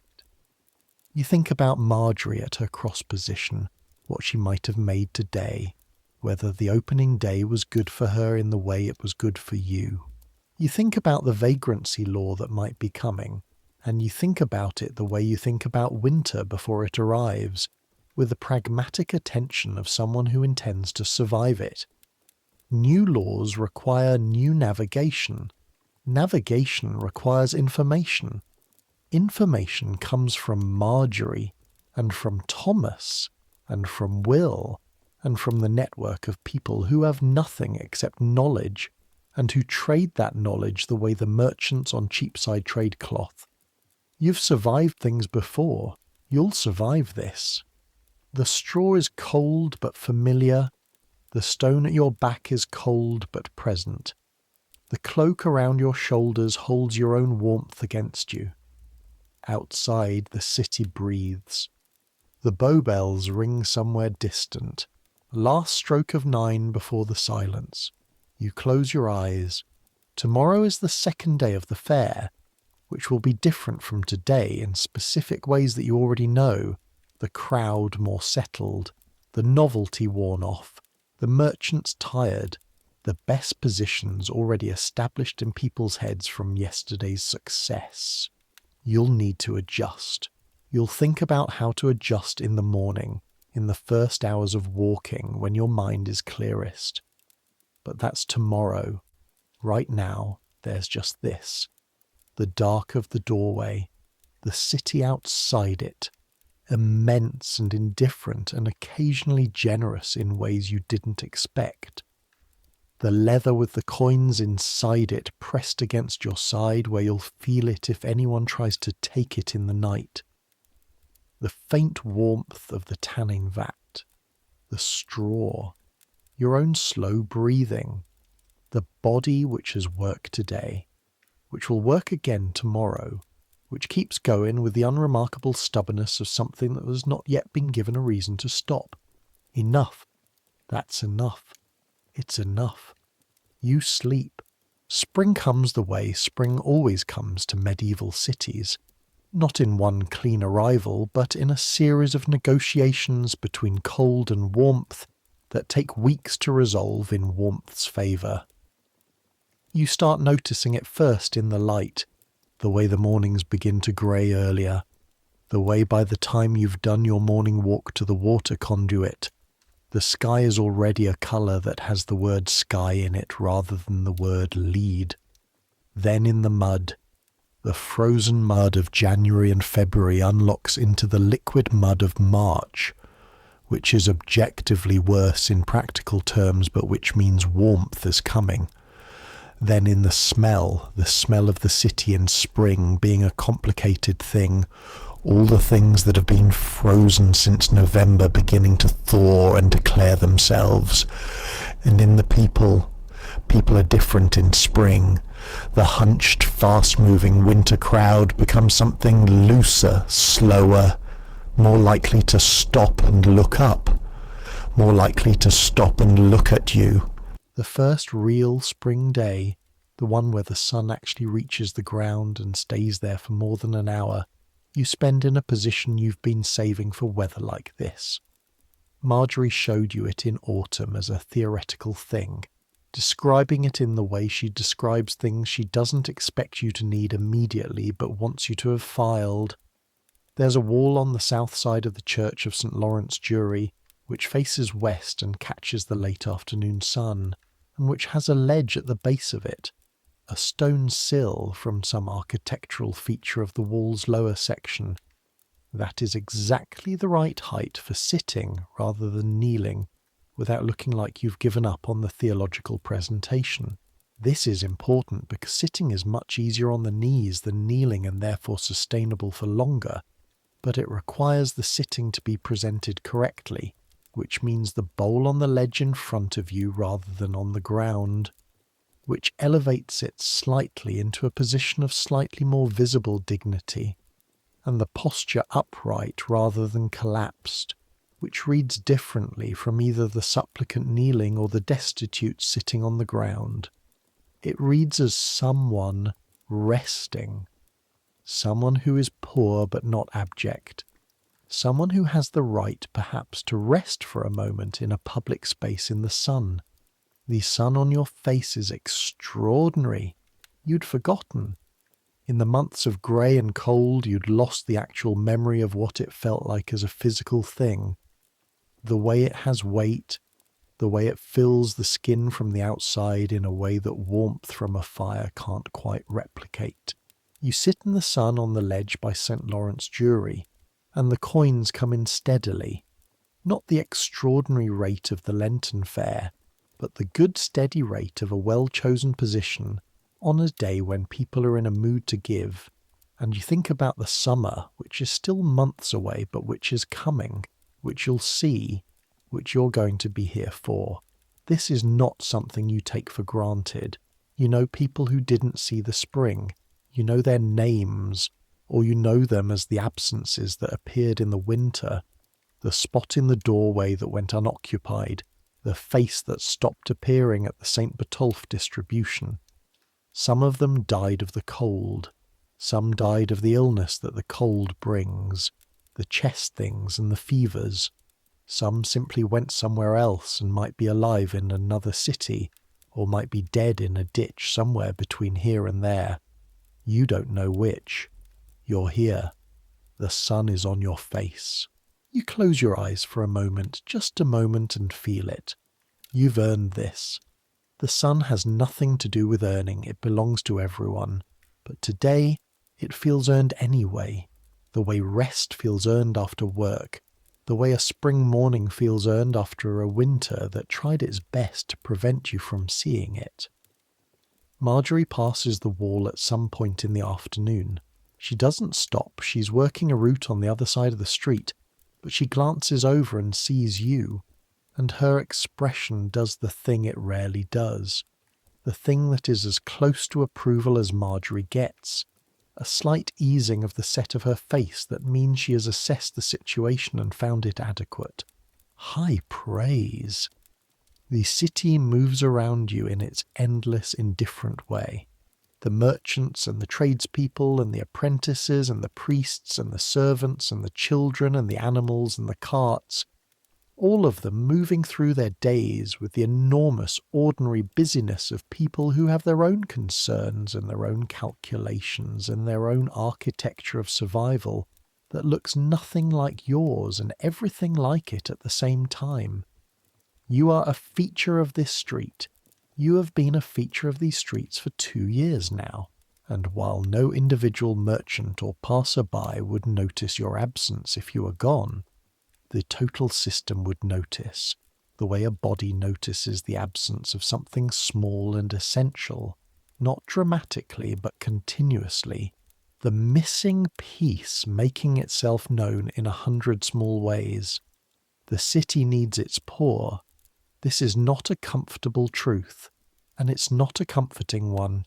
It needs them as receptacles for charity, as the mechanism by which the wealthy perform their theological duty, as the visible reminder of the contingency of fortune that makes the merchant's prosperity legible and meaningful against a background of its opposite. The city needs its poor the way a story needs its shadows, not for any good purpose, just structurally, just because the light means nothing without them. You know this. Marjorie said it differently, more plainly. They need us or they can't get to heaven. The meaning is the same. You sit in the spring sun on the ledge by St. Lawrence Jury with your bowl in front of you and your hands in your lap, and your lips moving in the prayers that are genuine enough, that have been said often enough to have worn their way into something approaching sincerity, and the coins come in the way. Coins come in when you've done your work correctly and the day is good and the city is in a mood to be generous, and you think about nothing in particular except the sun on your face and the work of staying alive and the fact that the straw in your doorway needs replacing soon, and the heel is a bit better this week, and spring is coming, spring is here. You've survived another winter in the greatest and worst and most indifferent city in England. Tomorrow you'll do it again. The bells ring, none. Time to move. You stand carefully with the procedure, the hands on the wall, the knees deciding the slow achievement of vertical. Your bundle over your shoulder, your cloak pulled close. You step away from the wall and into the street, and the sun finds you again immediately. Your shadow falling behind you on the cobblestones, sharp and clear in the afternoon light. You have a route to finish. The evening positions, the distribution at St. Botolph, the food market closing, the walking back through streets that you know now in your feet as well as your head. You have coins in your bundle and bread for this evening and turnips from yesterday that are still all right. You have a doorway that's yours for tonight, with the warmth of the tanning vat seeping through its stone and the straw spread out and the particular quality of shelter that becomes home when you've been in it long enough. You have tomorrow and a plan for tomorrow and knowledge of the positions and the people and the rhythms and the laws and the network of people who owe and are owed and who pass information like bread, hand to hand, in the dark. You have 3 coins. No, that's wrong. You have more now. You've had a good day. You have 7 pennies, give or take, in the leather at the bottom of your bundle. 7 days. That's not nothing. You start walking. The city closes around you, or you close around the city, the boundary unclear after 2 years. The streets take you in their familiar way. The step up at the corner of Poultry, the low beam, the gutter angle, the smell of the fish market fading as you go west, the smell of the bread market done for the day, still warm in the air around it, the distant sound of bow bells already beginning to ring vespers. You walk in the last light of the spring afternoon through the city that is yours, in the way that places are yours when you've learned them by necessity, by walking every street until it's in your feet, by finding every position and testing it and coming back to the ones at work. This is your city now. Not in the way of the merchant who owns a house on Cheapside and employs 3 servants and sits in the front pew on Sunday. In the way of the woman who knows every gap in every wall, every stone sill in every shadow, every monk's face and every stallholder's temperament, and every beadle's schedule and every route between safety and danger. You know things. They're different things from the things that Robert knew, or from the things you would have known if the plague hadn't come. They are the things that kept you alive. That's enough. That counts. You round the last corner and the tanner's doorway is there, exactly as it always is, and the straw you spread last night is undisturbed, and the day is almost done, and vespers is ringing across the rooftops and through the streets, in the multiple overlapping voices of a dozen churches that have been ringing since before anyone alive can remember. You sit down in your doorway, your back against the stone, the spring light still just, still gold at the edges, on the street in front of you. The coins in their leather, their weight familiar now, a specific gravity you know as well as you know the weight of your own hands. You breathe. The city breathes with you, in and out. The sounds of the day settling toward the sounds of evening, the market closing, the watchman beginning his rounds, a dog somewhere, children, the sound of children somewhere, playing while the light holds, their voices high and carrying in the way children's voices do at the end of a long winter.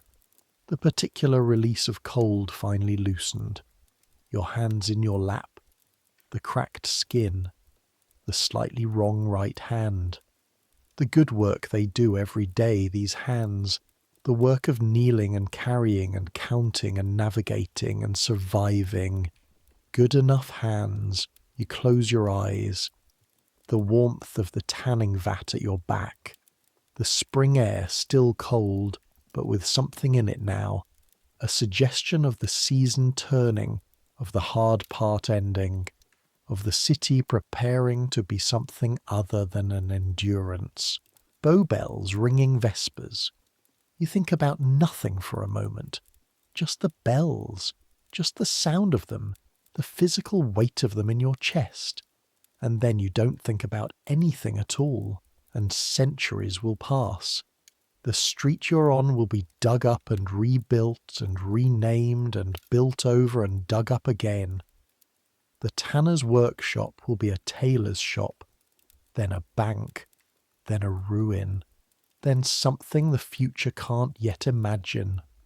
The doorway you're sleeping in will be a wall, then a gap, then a different doorway. The stone replaced and replaced and replaced until nothing of the original remains except the ground it stood on. The city will grow until it covers everything, until Smithfield is not open ground outside the walls but deep inside them, until the walls themselves are gone, dissolved into the fabric of streets, until London is not the city of 80,000 that you know, but a city of millions, still loud, still smelling of something you'd rather not identify in the gutter, still moving with the unstoppable purpose of human commerce and human hunger and human need. But people will still stand on cold mornings by water conduits, waiting, still negotiate their days with the tools they have, still find positions as the sun and sit in them with their eyes closed and their faces turned up to the warmth, still carry their knowledge in their feet and their bodies and the specific educated way they hold their hands, still survive most of them, still give some of them, still move through the city that never quite belongs to any of them, that belongs to no one and everyone, that takes you in and uses you and indifferent as stone lets you sleep in its doorways, that has been doing this for 1,000 years and will do it for 1,000 more. Some things don't change. The cold doesn't change. The work of surviving in it doesn't change. The small, fierce, uncommemorated intelligence of people who learn a city from its margins, from its doorways and its gutters and its stone sills in the afternoon sun doesn't change.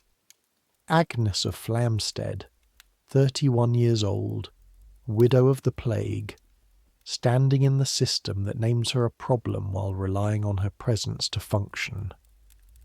Knowing the streets, knowing the people, knowing the law and its edges and its gaps. Alive. Let that be enough for tonight. Let the bells ring vespers in their dozen overlapping voices. Let the city settle into its evening sounds.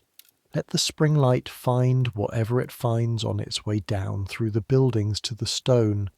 Let the warmth of the tanning vat hold against the night as long as it can. Let your hands rest. Let your back rest. Let the heel rest. The knee rest. The cracked skin rest. You've worked today. You've navigated and calculated and performed and endured. You've given information to a boy who needed it, and received sunlight in a doorway, and counted coins in the dusk, and survived another winter into another spring in the city that wanted you gone, and could not quite manage to make that happen. That's enough. That's more than enough. That might, from a certain angle, be everything. Sleep now. Let the bow bells have the last word. Let the watchman call the hour in his steady, reassuring voice. Let the streets empty and the candles appear in windows and the stars come out if the sky allows it, and the city do what cities do through the long night, its 10,000 simultaneous lives, its 10,000 small calculations, its endless, merciless, generous, indifferent machinery of survival. You're part of it. You're more than part of it. You know it from the inside, from the ground up, from the stone sill and the doorway and the position in the morning light and the cracked hands and the weight of the coins. You know it the way the city has never been asked to know itself from below, from the angle that nobody writes down. But you know it. And for now, for this moment, before sleep takes you, and the morning comes with all its demands and its calculations and its cold and its work, for right now, it's enough. You're warm enough. You're alive enough. And that is sufficient. And the bells ring 9, and the night comes in. Good night.